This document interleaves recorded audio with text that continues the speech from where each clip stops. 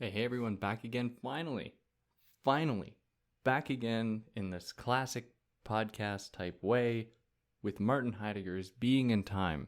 I told you this was a monolith, and it really will be. But before jumping into it and explaining all the things I need to explain, hi, I'm David. If you're new here, I explain philosophical concepts and ideas and ways to make them accessible to you. So, if you are new and you're on YouTube, you can like, share, subscribe. If you are listening to this on YouTube, you can find it as a podcast pretty much anywhere where you get podcasts, all the same names for things, because that'll be great. And then you can just listen. And that'll be nice.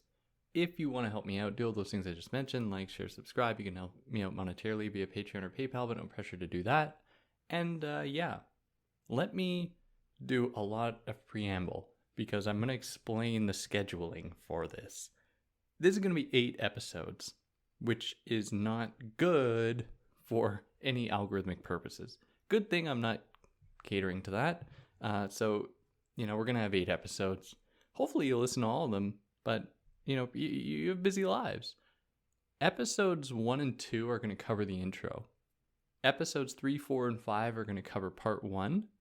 And then episodes 6, 7, and 8 are going to cover part 2. Now, in the description of this episode as a podcast, YouTube video, or whatever, wherever you're watching it, I'm going to have the breakdown there, specifically which chapters I'm covering in each episode, which will really help you along and situate yourself. Now, with this book, like my colleague Malik, at where I work in Los Angeles, he was like, the way he described it was like, this book is like a detective novel. That is, you don't really know what's happening until the end. So I definitely recommend that you make it to the end, but everyone's busy. Now, clearly the elephant in the room, Martin Heidegger was an anti-Semitic Nazi supporter. No question about it. Absolutely he was. And this is something that we need to hold close to our analysis because we have to acknowledge the points in which his philosophy can contribute to such harmful things. Now, in this text, I think that there's really one instance where it can be found here, but in any case, I think that we always have to hold this really close to our analysis because Heidegger was very much the embodiment of the worst evils, some of the worst evils that have ever existed, or at least has supported the worst evils. And then some people are like, well, his favorite student was Jewish, like Hannah Arendt. And it's like, okay, do you know about tokenism, or do you know about what he wrote in the Black Books or his Black Notebooks? I mean, like, I don't want to repeat it, but he did not look kindly upon Jewish people and Jewish culture, which doesn't mean that we have to do away with all of his work. I think that there's a lot here that can actually undo or challenge many of the tenets of National Socialism that we saw in Nazi Germany, which might seem ironic. Specifically, what we will see in his attention to care and locating care as the foundation or almost bedrock of Dasein, which might not make sense right now, but it'll make sense as we go along. So anyways, keep that. I think it's important to keep that in mind here as we go forward. So is that good? We're good? Let's cover Martin Heidegger's Being and Time, which I have so many problems with. I'm going to be totally honest with you. This could have been like 150 pages. Heidegger does this thing where he repeats stuff 10,000 times, but in the repeating, he'll make there'll be the tiniest adjustment to the observation or to the thing he's repeating than when he first mentioned it. And it's so difficult to follow that line of reasoning because you don't know at what points he's just repeating something, at what points he's adding to something or slightly changing it. And then we'll make a big claim like, oh, we have now solved this issue. It's like, I don't think you have. But in any case, there's still a lot here. So let's start with the foreword. So Dasein is the primary focus of this text. Dasein is a term that emerges here and that will come up throughout the course of this text, and it's the focus of his analysis. And Dasein, the definition that he gives us right off the bat, is that it is the being concerned about its own being, or to use the proper language, Dasein is almost a self-reflective sign being. It is being that reflects upon itself. Now, each one of us are a Dasein, or are the expression of a Dasein in having been born and existing in the world and sharing the world with people. Dasein are those beings that exist in the world and that have some kind of like will or existence in the world and do things. So like a rock doesn't have Dasein. Does an animal? I mean, I don't know. I think that might be up for debate, but humans certainly do. We are each our own Dasein. Now, it's also important to note that this text was never finished. Being in Time is incomplete, and as you will see as we get to part 8, spoiler alert, he doesn't actually solve the problem that he sets out to solve. He gives us a lot and provides a lot of hearty analysis into the nature of the world and being itself that is, I think, really valuable, but he doesn't actually solve what being is. That is, what does it mean to be? Are we just like these material things that just float around the planet? Or is there something more to being? Where does the very potentiality of life, of being, come from that can be reflective, that can exist in the world, that can share a world? So this book was supposed to have a second part that almost looked at the history of, I think was supposed to look at the history of the discussion of being or people's efforts to understand being, but that was never completed. So before actually beginning the book, or beginning kind of the meat and potatoes here, Heidegger muses on the passage from Plato, or from a passage from Plato that goes, "For manifestly you have only been aware of what you mean when you use the expression being. We, however, who used to think we understood it, have now become perplexed."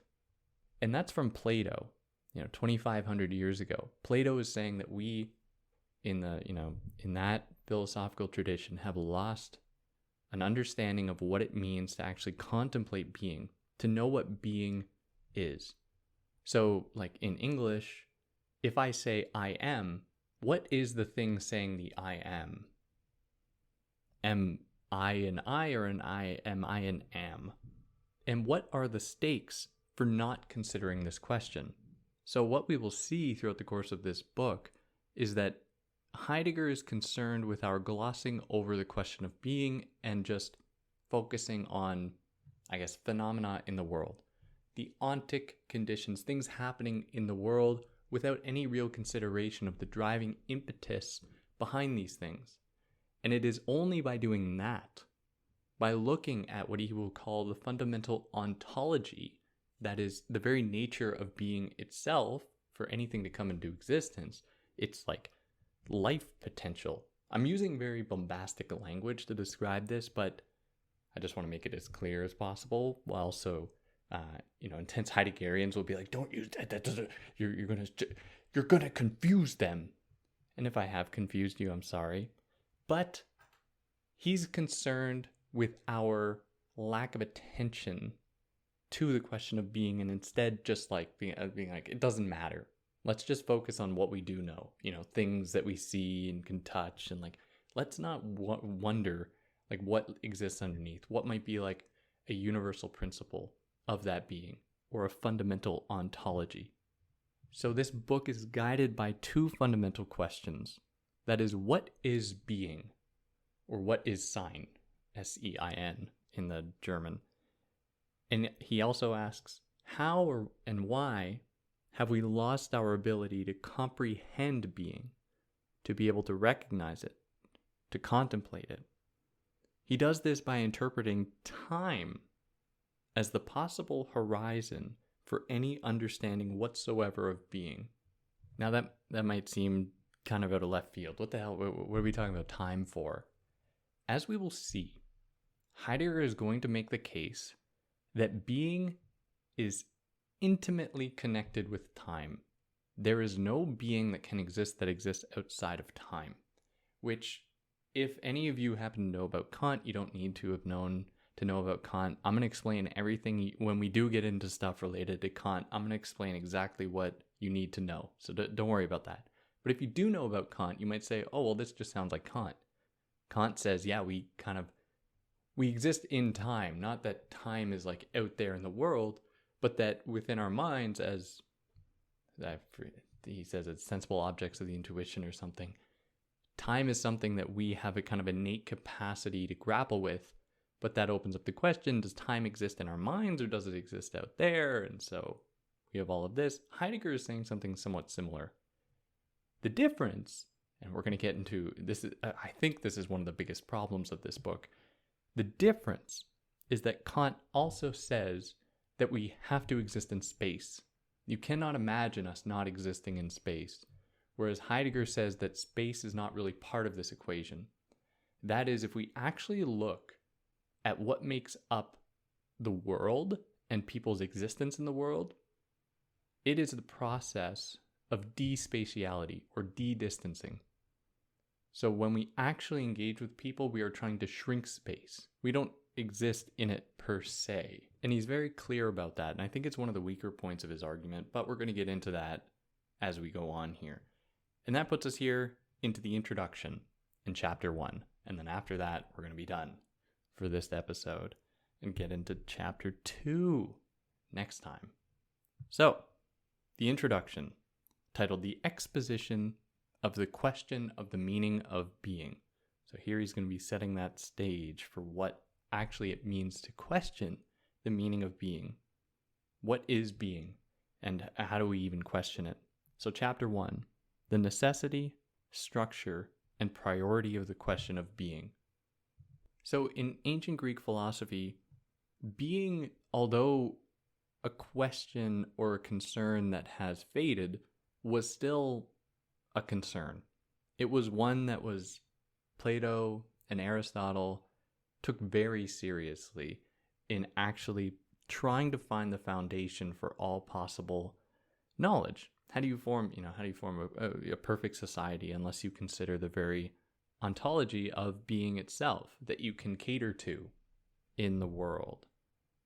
However, Heidegger says that by the time we get to Hegel, I guess Hegel about like 2,000 years later, the question of being or being itself has become only a ghost, essentially haunting Hegel's work, and I think we could say the same thing about every post-Hegelian philosopher up until Heidegger. And Heidegger is trying to revitalize this question of being. And as we will see, he doesn't solve it, right? He sets out to solve it, what it is, he doesn't do it. He gives us some characteristics of it that I think are semi-accurate, but he doesn't actually solve it. And I think that should encourage us to ask, isn't this just a dead-end route? What is the point of this question of being? Oh, and if you hear, I live in Los Angeles, so if you hear, there's always noises. I don't want to go on a rant. There's helicopters every 5 seconds and police cars making noise and trucks. And so, sorry if there's extra noise. But we have to ask, what is the point of discussing being? Is it something like discussing something like the infinite that we'll never know? And so, honestly, we can be, we should be allocating our mental energy to actually things that matters, or things that matter, like ending poverty, like dealing with systemic oppression and racism. But anyways, I think in disregarding that, maybe there is nothing to actually discover with being. Maybe there is no such thing as the temporal horizon of being, as he will come to show. But by the early 20th century, we thought we didn't need to explore the question of being any longer. And this is a problem for Heidegger. He thinks that we have to really hold this, we have to take it to account, we have to really hold it close to us, because otherwise we wouldn't actually be able to have a foundational understanding of the world. If we don't engage in the question of being, we then, for Heidegger, ignore the question of the world itself, because the world is a condition upon which being is made possible. That is, we need the world for being to exist, but also being is itself the condition for that world. So there is a kind of give and take relationship here. And as we will see, he engages the question of the world as well. This book, I think, also could be called World in Time. So let's get more into the history here. So in part, this disavowal of being, or this kind of glossing over, covering over of being, it does go all the way back to the Greeks. So some of its early investigations, like with Aristotle referred to it not as a categorical designation of different genera, but as the universal quality of everything that is being itself. In universalizing it, he provided people after him with justification not to explore it. That is, Aristotle just said, like, oh, it's everything. So therefore it's almost like it's nothing. Like, don't bother going any further. Besides Aristotle, others believed that it was undefinable in its universality, like Pascal, for instance, and so was not worthy of investigation. If it can't be defined, it can't be seen, it can't be understood. For Heidegger, this doesn't mean we can't dispense with the question of its meaning. Like, there's still something there. Just because we can't define it doesn't mean that we can't explore it, we can't investigate it. And then still others believe it's self-evident. And its self-evidence makes its investigation unnecessary. I mean, I exist, right? And that's all that matters. Who cares? Heidegger thinks that no, that's not really where the story should end. And that is because this firm belief in being, without like actually engaging with it, without understanding it, this actually necessitates its exploration. I mean, to exist is like wild if you think about the entire possible, manifold possibilities in all of the universe, and the very impossibility of life itself. That is, life coming out of non-life, and the conditions that were necessary to actually create life, and how life and the possibility for being is not just like a haphazard occurrence without necessarily invoking God or anything. Like, we are confronting something that's very important, I think, and one that it does deserve some degree of speculation. And that's all that this will really be. It is just pure reason. It is just speculative exploration of this possible question. Armchair philosophy that doesn't actually really, it claims to deal with the real world, and Heidegger will start with the real world and use that as a foundation to grasp the actual foundation. But, it doesn't really do much, I don't think. Sorry, I'm going to dial back the criticism because it doesn't actually help here. In any case, he's dedicated to this question. He wants to unravel what being is, to find out what is the fundamental ground of all possible being, and the world then. So before we can actually grapple with being, these disavowals make it clear that we must first reestablish the very question of being itself. So these people are all like, Aristotle's like, it's universal, right? Doesn't matter. Others are like, it's undefinable, so whatever. And others are like, well, I just exist. Who cares? There's nothing more to it than that. And in these, Heidegger suggests that we have essentially lost the capacity to even recognize that there can be a question about being. So we must first reestablish that question. What does it mean to question, though? To pose a question. And this is something that Heidegger will often do. Like this text, the question concerning technology. He's very peculiar about, or he's very systematic in breaking down the constituent components of any process of questioning in order to get to set the stage at the most skeletal, rudimentary level before proceeding. So what does it mean to question? For Heidegger, it is a seeking, a searching for being in their thatness and their whatness. So when we question, what we are doing is implying our own beinghood. That is, we are positioning ourselves as something, as an investigator, as a questioner. And that questioner is aligned with something else, something to question, something to investigate. And in that, we give ourselves a kind of being. We assume a kind of being. So questioning is an attitude adopted by a being about a being. So when we ask the question of being, we find ourselves necessitating that very question itself, and which is it's a jargony way to say that when we ask the question about being, We are making ourselves a being or becoming aware of our own beinghood in the capacity to question, therefore necessitating that we are asking the question. We are setting that very condition for the question. We are kind of providing the stakes for it right there. But being and questioning doesn't just happen out of nowhere. I'm not one day just struck by like a lightning strike of knowledge that's like, okay, now I must consider being. This book kind of feels that way. Like reading it, it's like, okay, it does feel like a lightning strike, like, oh, maybe I should be considering this question. But the act of questioning itself implies already some prior knowledge. To ask the question about being implies that we already have a sense of what being is. That is, it is an object of investigation. An investigator, like in the police, wouldn't know to investigate something unless there was a sign of something to be investigated. And the whole history of philosophy, even from Aristotle, Pascal, and others, even when they kind of disregard the question of being, they're still implying that there is a thing called being. There is something there, even if we can't get a full grasp of it, or if we can't fully understand it, really. And it comes out in like, who is the thing that says I am? When I say I am, what is saying the I am? What is that thing? Is it me?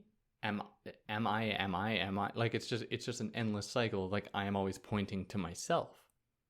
But when we use language, which is the only thing at our disposal, and what I think is one of the pitfalls of this text, and Heidegger not really considering that, he tries to use language and he pays very close attention to language to get outside of language, which from Kant we know that like you can't just breach the world that we see and feel into the metaphysical. You can't just make that leap.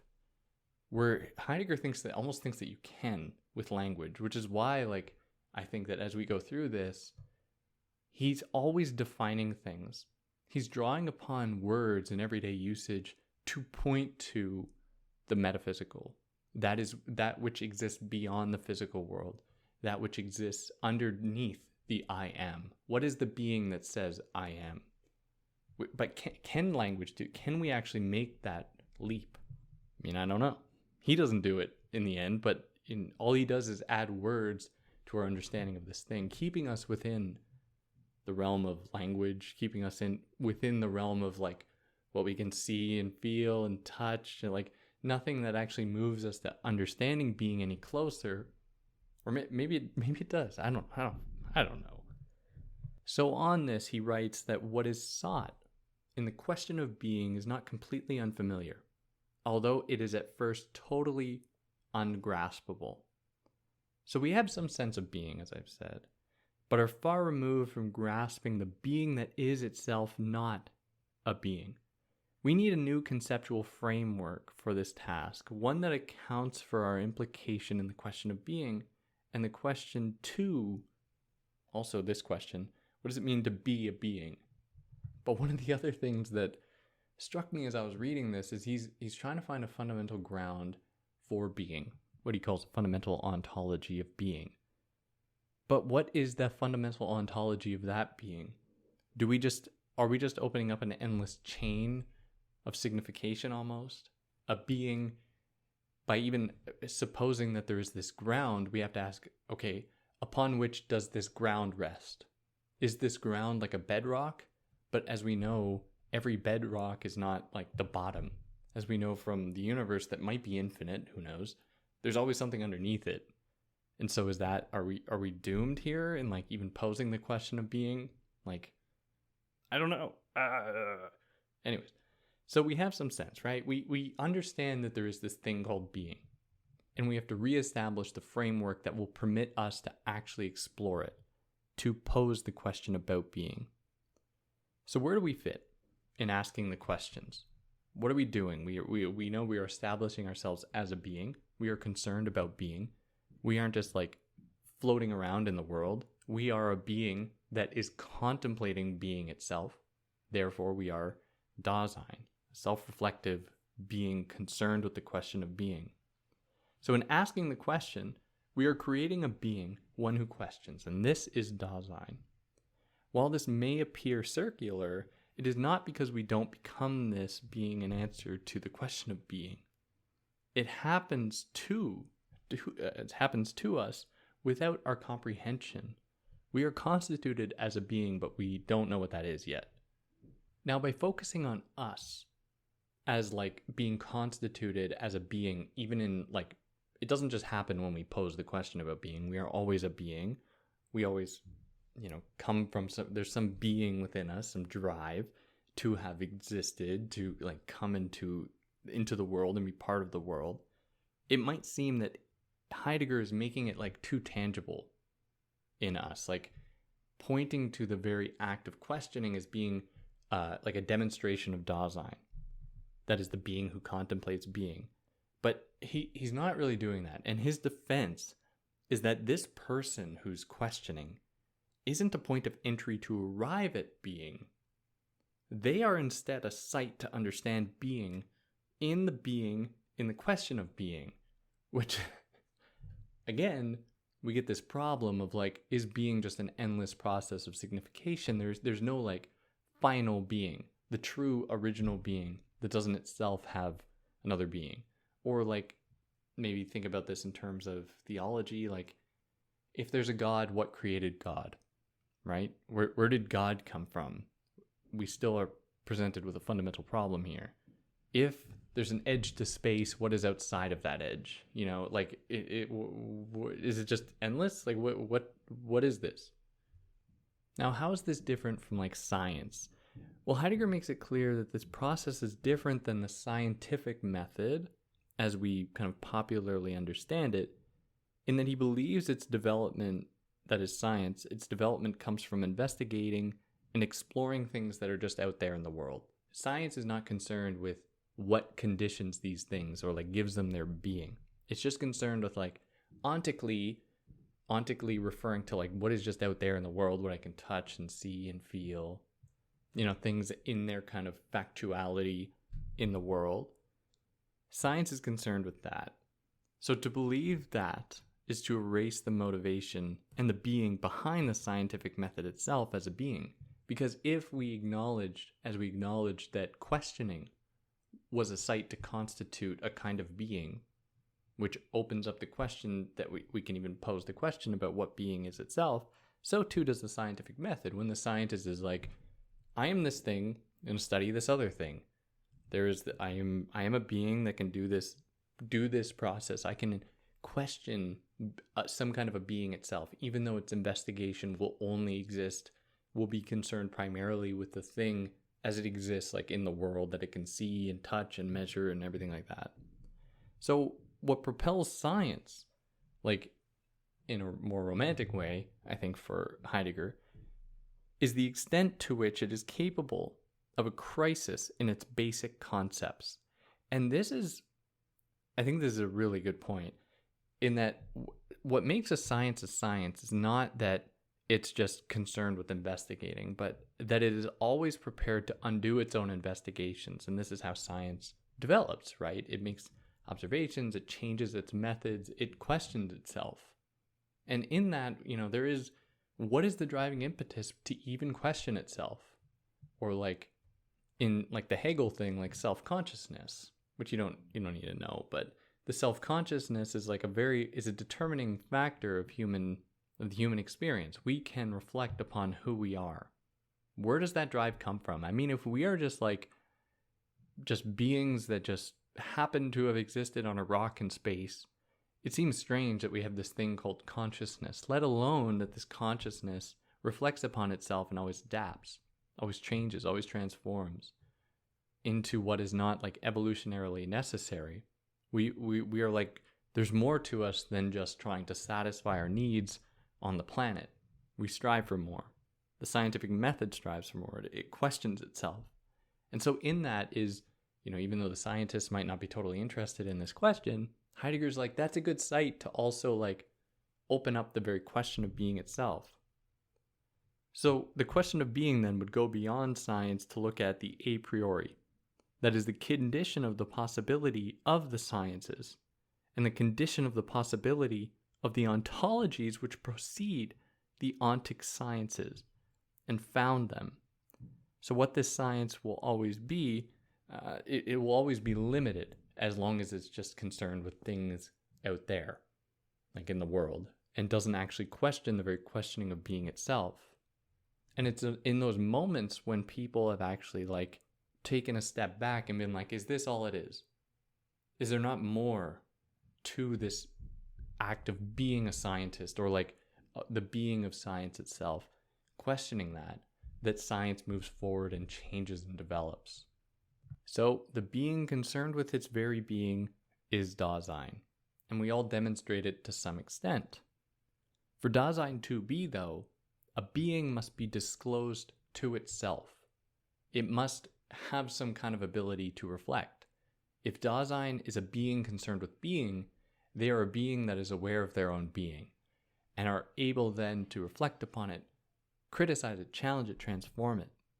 And this requires being aware of oneself, disclosing oneself to oneself, or Dasein must be disclosed to itself ontologically, and be open to exploring being of being, the ontology of ontology, which again, like, is this really just like the being of being of being of being endlessly?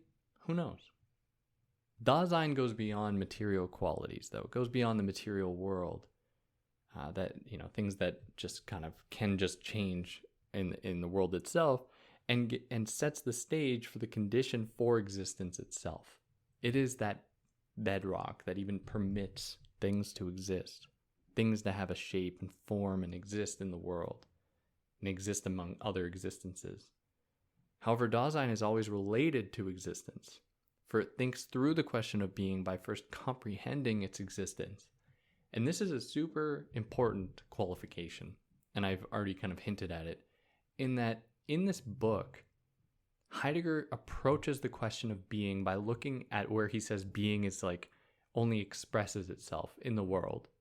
And he uses that as a point of departure, which I think is important because he doesn't want to say that there's just like existence in the world where things exist, and then there's essence or ontology, which is like the underneath, the true universals of any given being, or of being itself.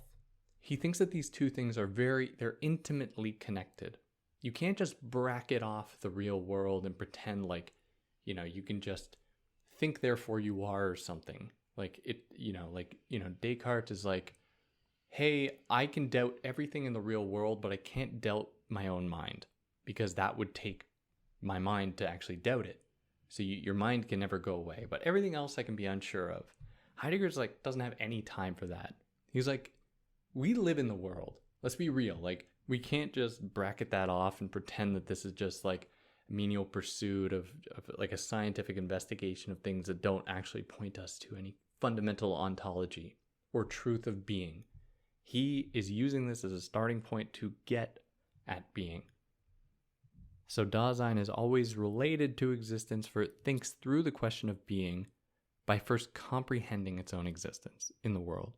So its comprehension of existence is not just in experiencing it, what he calls an existential, T-I-E-L-L, gel, but in analyzing the structures that constitute existence.